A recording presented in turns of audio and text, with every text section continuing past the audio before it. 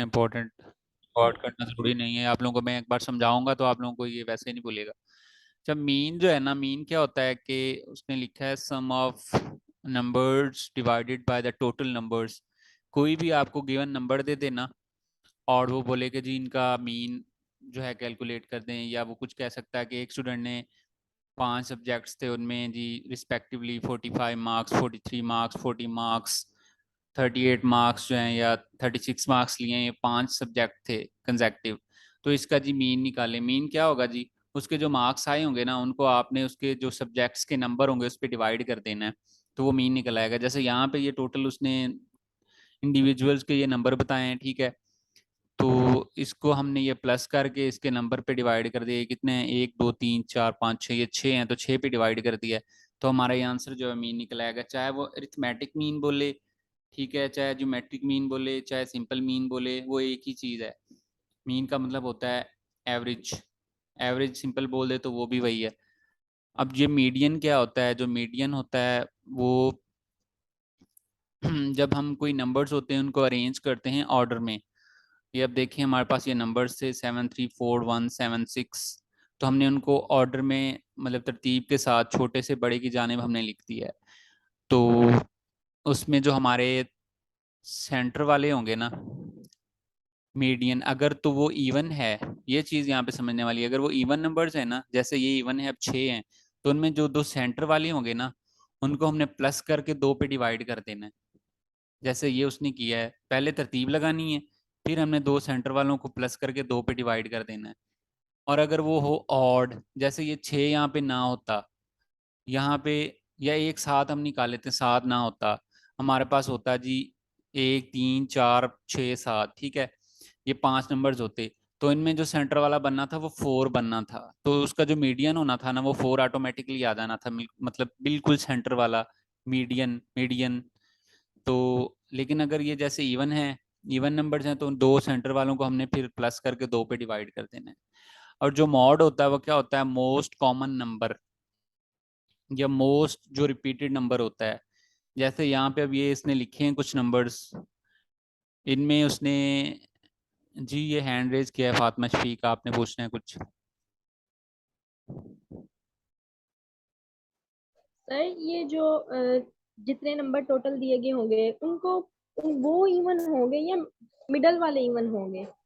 देखें, जो जैसे ये नंबर है ना 7 3 4 1 7 6, मीडियन में क्या होगा कि मतलब अगर वो 5 नंबर गिवन है या 6 हैं, 6 या 4 होंगे ना, तो वो तो इवन होंगे ना।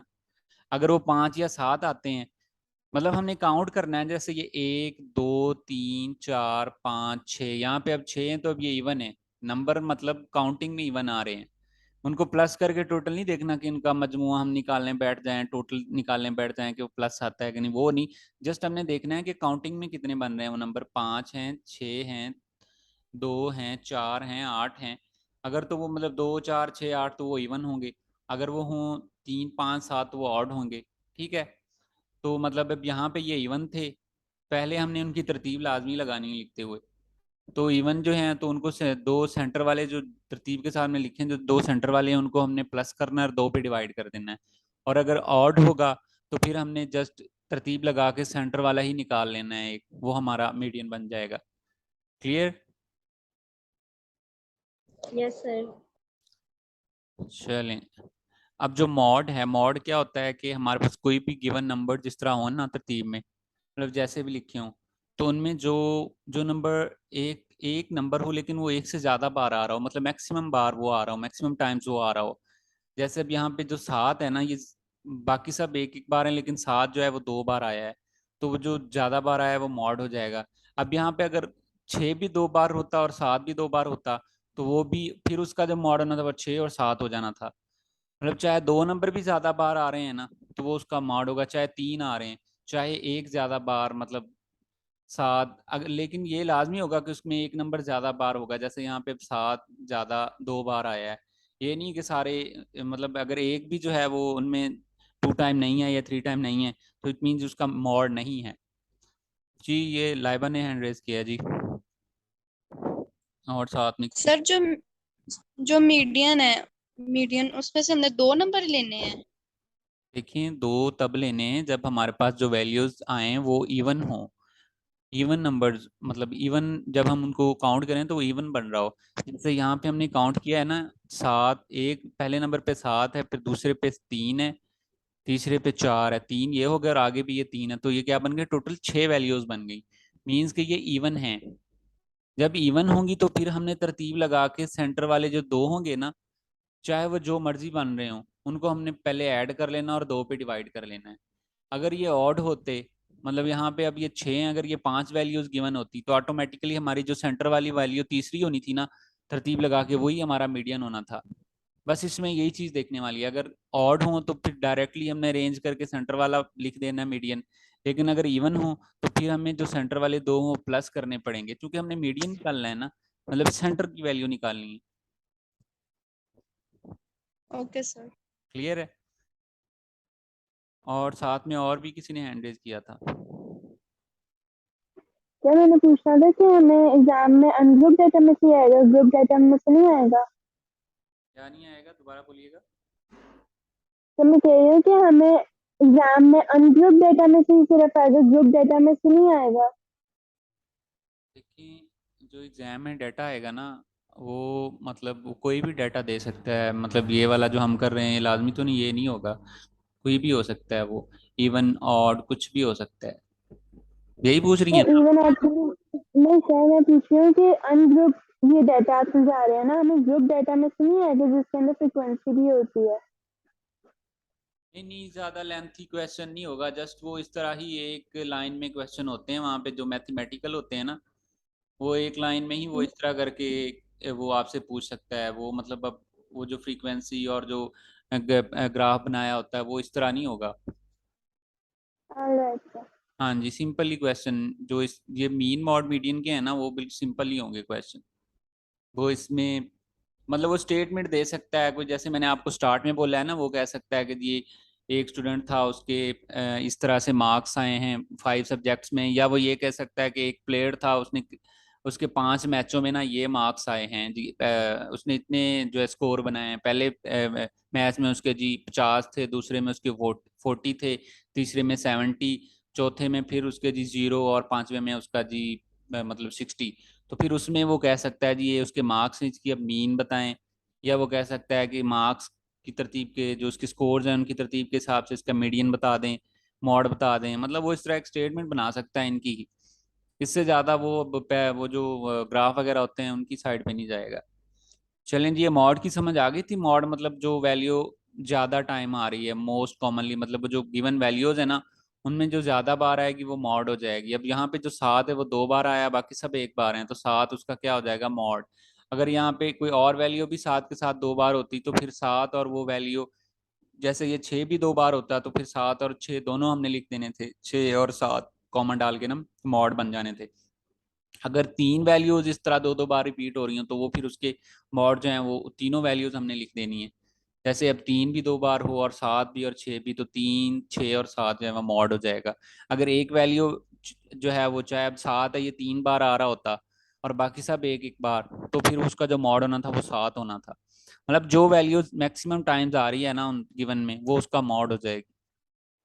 और चौथे नंबर पे जो रेंज है, रेंज क्या होता है कि ये अब ये गिवन वैल्यू इसमें क्या होगा कि जो उसने कहा difference between highest and the lowest range, कि हमारे पास जो वैल्यूज है ना उनमें जो मैक्सिमम वैल्यू गिवन होगी और जो मिनिमम वैल्यू होगी, मैक्सिमम में से मिनिमम को हमने माइनस कर देना है। जैसे यहाँ पे उसने अब ये सेवन है ना, तो उसमें से उसने -1 कर दिया है, तो सेवन -1 जो है वो अब 6 हो जाएगा, ये रेंज हो जाएगा। तो ये इसमें चार पॉइंट हैं। मोस्ट प्रोबेबली यही चांस होता है कि अगर वो स्टैट के जो हैं वो क्वेश्चन पूछेगा तो वो इनमें से ही पूछ लेगा।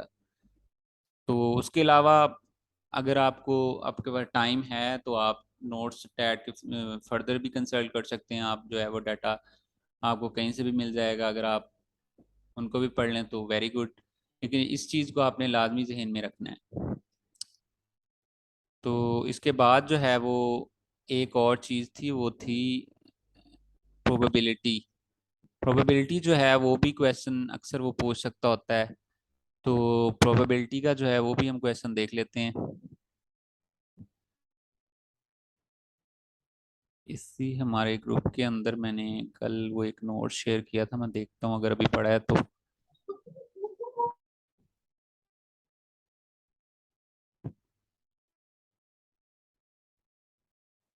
हम्म,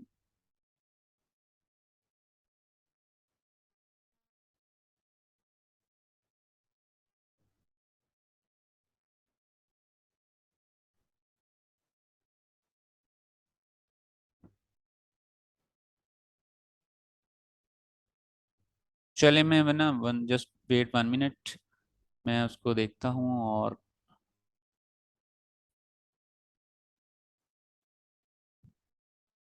अच्छा जी, स्क्रीन क्लियर है तो मुझे बताएं उसमें। अब ये जो सबसे पहले ऊपर जो लिखा हुआ है ना, ये जो हमने नंबर्स पढ़े थे ना, ये मैं जस्ट आपको बता देता हूँ कि वो अगर इस तरह कहते हैं ना कि sum of first 3 prime numbers is, इस तरह क्वेश्चन कर लेता जो हमने नंबर्स पढ़े थे। तो प्राइम नंबर क्या थे, वो हमारे 2 3 5 से स्टार्ट होते हैं, जो अपने अलावा किसी पे डिवाइड नहीं होते। तो यहाँ पे जो प्राइम नंबर हैं वो फर्स्ट 3 जो हैं वो 2 3 और 5 हैं।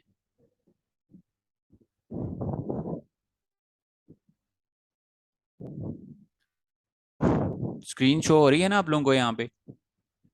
जी सर। जी हाँ, सर हो रही है सर।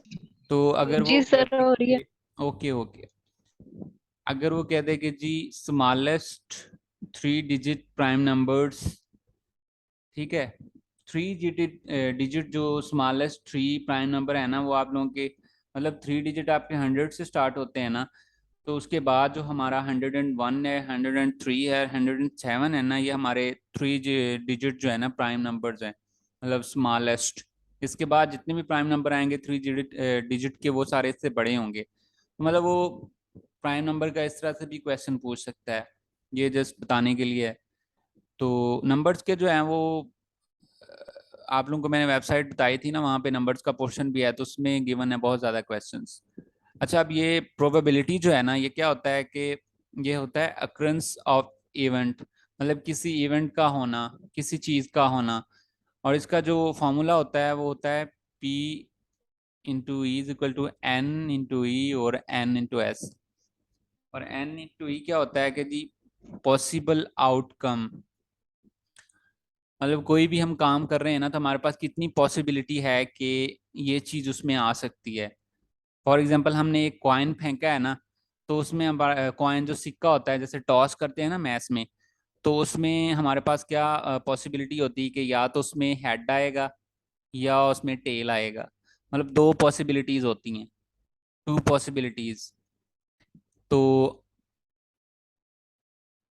जो उसने पूछा है ना, मतलब वो पूछे कि जी बताएं कि अगर उसने 2 कॉइन फेंके हैं उसमें हेड कितने टाइम आ सकते हैं हेड, तो वो पॉसिबल हमारा आउटकम होगा। टोटल आउटकम क्या होगा, मतलब टोटल हमने देखना है कि टोटल हेड और टेल उसमें कितनी बार आ रहे हैं। लेकिन अगर वो पूछता है कि जी जस्ट हमें हेड इतनी बार फाइंड करना है, तो वो हमारा पॉसिबल आउटकम होगा। जैसे इसमें हम एग्जाम्पल को देखते हैं, ये नीचे हमारे पास एक एग्जाम्पल है, ये जो क्वेश्चन लिखा हुआ है, if we toss a coin, what will be the probability that we get head? मतलब अगर हम टॉस करते हैं ना, तो हमारे पास कितना प्रोबेबिलिटी होगा कि हमारे पास हेड आता है। तो हमने एक कॉइन फेंका है ना, टोटल हमारे पास 2 पॉसिबिलिटीज होती हैं, या तो हेड होगा या टेल होगा, तो वो हमारा एन एस होगा जो नीचे जिसमें हमने डिवाइड करना है। और जो हमने फाइंड करना है ना कि हम क्या हासिल करते हैं, वो हमारी एन ई होगी। मतलब हमने फाइंड करना है कि हेड कितनी बार आता है। तो हेड जो है वो जस्ट 1 टाइम ही आएगा ना, अगर हम एक फेंकते हैं कॉइन, उसमें हेड जो है वो 1 टाइम आएगा। और टोटल पॉसिबिलिटीज हमारे पास 2 थी, या तो वो हेड हो सकता था या टेल हो सकता था। तो हमने 1/2 मतलब वो कर देना है। तो उसका जो है वो 0.5 हो सकता है, अगर पॉइंट में लिखे अगर ऐसे ही लिख दें जैसे लिखा हुआ, तो 1/2 हो जाएगा। तो इसमें जो प्रोबेबिलिटी होती है ना, वो हमेशा आपकी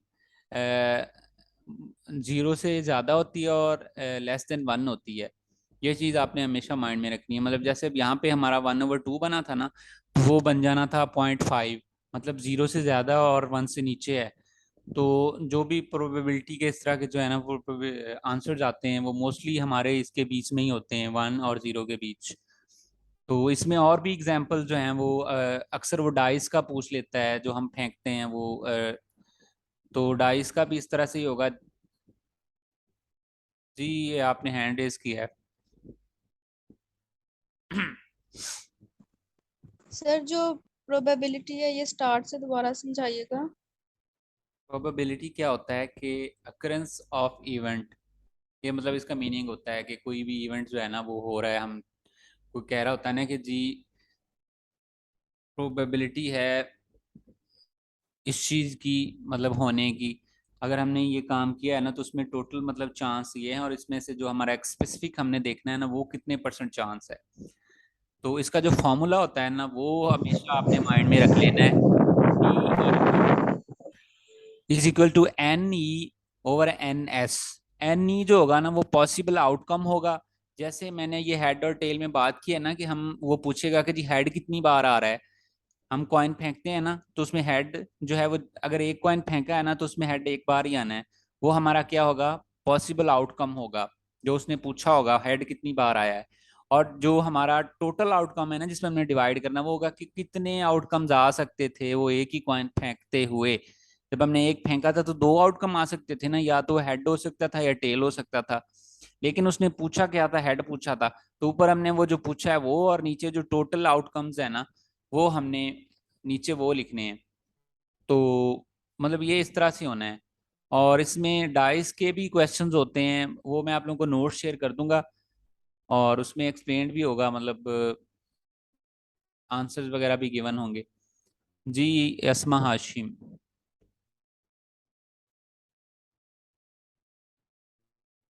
आपने हैंड रेज किया क्वेश्चन के लिए। जी सर ये टोटल आउटकम ये 2 कैसे आ सकता है? नहीं आ रही। टू इसलिए आ सकता है ना, देखिए। मैं कह रही हूँ जी जी, जी जी जी, पूछें आप, पहले पूछ लें। यानी कि ये टोटल आउटकम में 2 किस तरह आ सकता है? ऊपर वाले के तो समझ लगी कि हम एक दफा फेंकेंगे तो फिर एक आएगा जो पूछेंगे। नीचे वाला टोटल मतलब कि आउटकम कैसे आ सकता है 2? टोटल देखिए ना, हमने एक कॉइन फेंका है, उसमें टोटल तो दो ही पॉसिबिलिटीज है ना कि वो एक बार या तो वो हेड हो सकता है या वो टेल हो सकता है, ठीक है ना, क्योंकि उसकी दो जी साइड्स है ना। तो दो साइड्स हैं तो वो अब फॉर एग्जांपल हमारे पास एक है वो जो डाइस होता है ना जो हम लूडो खेलते हैं जो, तो हमारे पास वो एक होता है जिसके ऊपर नंबर्स बने होते हैं, एक दो तीन चार साइडें, छह साइडें होती हैं। अगर हम वो फेंकते हैं ना तो उसमें हमारे पास अगर एक टाइम फेंकेंगे ना तो हमारे पास टोटल आउटकम कितने होंगे, छह होंगे। अगर हम एक टाइम में वो जी फेंकते हैं एक ही डाइस, टोटल क्या होंगे, छह होंगे।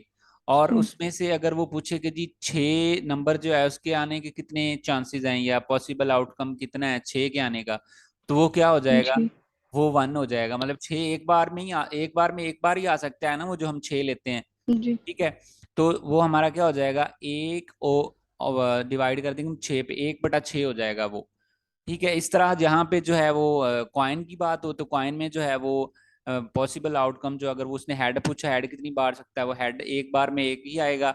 और जो टोटल आउटकम होंगे मतलब वो कितनी मैक्सिमम उसके आउटकम्स आ सकते हैं, तो हेड भी आ सकता है और टेल भी आ सकता है। लेकिन उसने चूंकि पूछा हेड है तो हम जो है वो एक बार लिख देंगे। अगर वो पूछे कि जी उसने जो है अ, वो ज्यादा टाइम का पूछ लेता, कॉइन उसने ज्यादा बार फेंका है, चार बार उसने कॉइन फेंका, और वो पूछे कि जी उसमें से हेड के आने के कितने चांसेस हैं, वो इस तरह से भी पूछ सकता है। तो हमने पहले चारों जो है ना पॉसिबल आउटकम एक ब्रैकेट्स में लिख लेने हैं।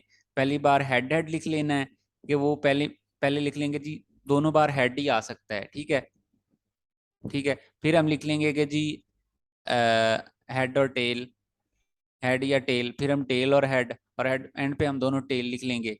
तो मतलब अगर वो पूछे कि जी उसमें हेड कितनी टाइम आ सकता है, तो हेड थ्री टाइम आ सकता है। इस तरह से भी पूछ सकता है। वो मैं आप लोगों को नोट्स जो है ना वो मजीद मैं इसको सिंप्लीफाई करके खुद जो है ना सिंपल से नोट्स बना के आप लोगों को शेयर कर दूंगा। ये तो जस्ट मैंने फार्मूला बताया, मैं इसके नोट्स भी क्लियर आप लोगों को सेंड करूंगा प्रोबेबिलिटी के ना। उसमें डाइस की भी एग्जांपल्स होंगी और इसकी भी एग्जांपल्स होंगी, कॉइन की भी, ताकि अगर इनमें से किसी भी तरह से वो क्वेश्चन करता है तो आप लोगों को पता हो। जी ये किसी ने हैंड रेज किया था।